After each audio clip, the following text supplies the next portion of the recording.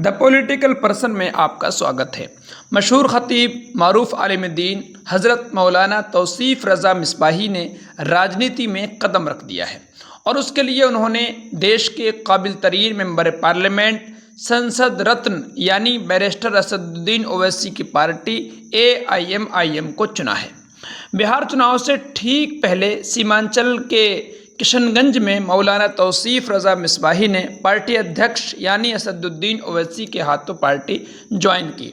उनके AIMIM में आते ही संभल की राजनीति में जैसा कि भूचाल आ गया और इसके पीछे एक बड़ी वजह भी है। वजह यह है कि 1974 से लेकर अब तक यानी तकरीबन 50 साल का जो अरसा है, इसमें 2 बार को अगर छोड़ दिया जाए तो 50 साल में सिर्फ 2 परिवारों का कब्जा संभल की विधानसभा सीट पर रहा है। 2 परिवार, मौजूदा सांसद ज़ियाउर रहमान बर्क और मौजूदा संभल विधायक नवाब इकबाल महमूद। आइए देख लेते हैं कब से क्या रहा।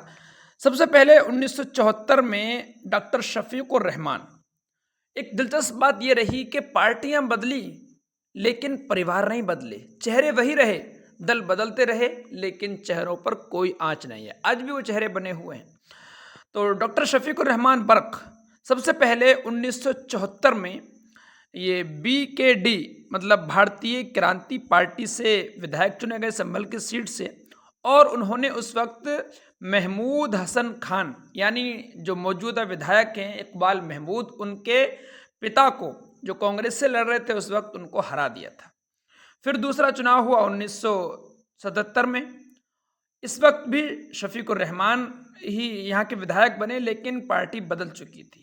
पार्टी थी JNP मतलब जनता दल पार्टी, और इस वक्त हारने वाले शरीयतुल्लाह साहब थे जो कांग्रेस से टिकट लेकर आए थे। फिर 1980 में चुनाव होता है और शरीयतुल्लाह कांग्रेस के टिकट पर विधायक बन जाते हैं। डॉक्टर शफीकुर रहमान बर्क ये तीसरे नंबर पर चले जाते हैं। फिर 1985 में इलेक्शन होता है और डॉक्टर शफीकुर रहमान फिर LKD मतलब लोक दल से विधायक चुन लिए जाते हैं और इस वक्त में भी ये महमूद हसन को शिकस्त देते हैं। फिर 1989 में इलेक्शन होता है और 1989 में भी डॉक्टर शफीकुर रहमान बर्क ही विधायक बनते हैं, लेकिन इस वक्त में ये JD मतलब जनता दल से बनते हैं और उस वक्त में विजय प्रकाश त्यागी को जो BJP से आते हैं उनको मात देते हैं।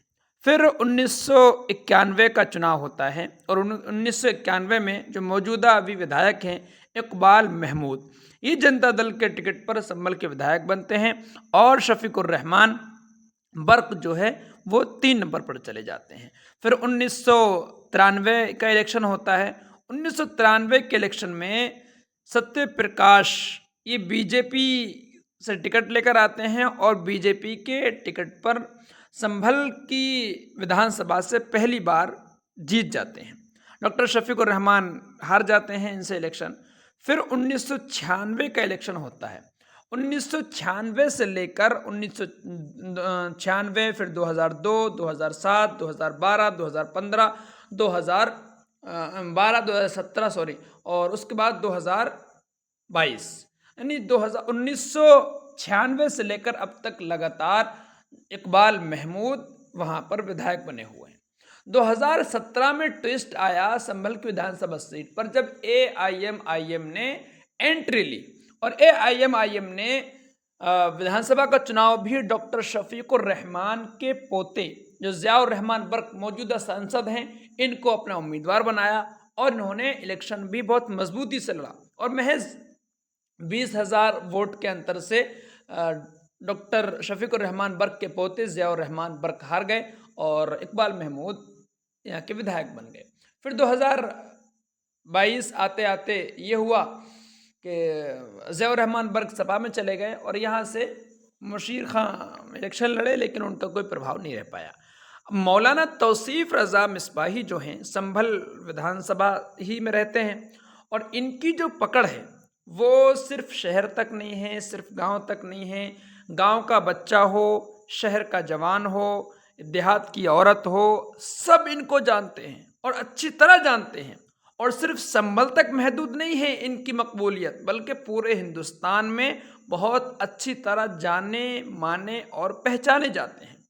अब मौलाना तौसीफ़ रज़ा मिसबाही चूँकि एक नेक दिल इंसान है और अच्छे इरादों के साथ नेक दिल लेकर सियासत के मैदान में आए हैं, इनसे लोगों को उम्मीदें ज़्यादा हैं। दूसरे लोग धोखा देकर चले जाते हैं, ये आलिम दीन है और इनका जो रिकॉर्ड रहा है पिछला, ये भी बड़ा साफ़ सुथरा है, साफ़ छवि के। अब मजलिस के लिए भी यहाँ पर कोई ज़मीनी नेता नहीं मिल पा रहा था। ज़मीनी तौर पर इतने मजबूत हैं कि इनको बच्चा बच्चा घर घर में जानता है। ऐसी मकबूलियत का नेता कहाँ मिलेगा किसी पार्टी को? तो AIM जिसके पास कोई अच्छा प्रतिनिधित्व संभल की सीट पर नहीं बचा था ज़ियाउर रहमान बर्क के जाने के बाद, तो उनको एक मजबूत नेता मिल गया। और यहाँ के जो लोग हैं संभल विधानसभा के, वो भी ये ऊब चुके हैं, बार बार जिताते चले आ रहे हैं। मजबूरी होती है, कोई अच्छा विकल्प ही नहीं मिल पाता।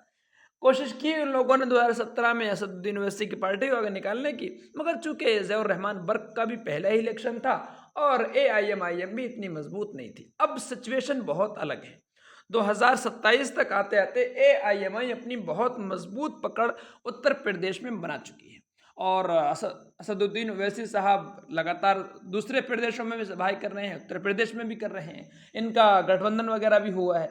अब 2027 में उत्तर प्रदेश के सबसे मजबूत उम्मीदवार संभल की सीट से मौलाना तौसीफ़ रज़ा मिसबाही ही होंगे।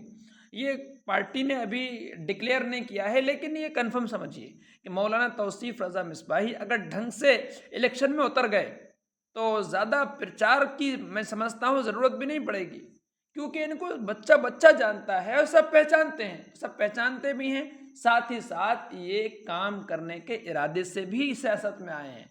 तो अब संभल की सियासत में एक नया ट्विस्ट आएगा। जो दो खानदानों की परंपरा बनी हुई थी वो टूट जाएगी। इस तरह 50 साल का इतिहास दोहराया जाएगा और AIM यहाँ मजबूत स्थिति में दिखाई देगी। बाकी क्या होता है ये आने वाले वक्त में देखा जाएगा, उनको संगठन में क्या जिम्मेदारी मिलती है और मौलाना तौसीफ़ रज़ा मिसबाही किस तरह से अपनी सियासत को चमकाती हैं, क्योंकि उनकी एंट्री है, ऐसा नहीं है दूसरी पार्टी से उठ के आए हैं, बल्कि इसी पार्टी से शुरुआत की है और एक अच्छे इरादों के साथ शुरुआत की है। तो अब क्या होता है आगे, ये आने वाले वक्त में बताया जाएगा, देखा जाएगा।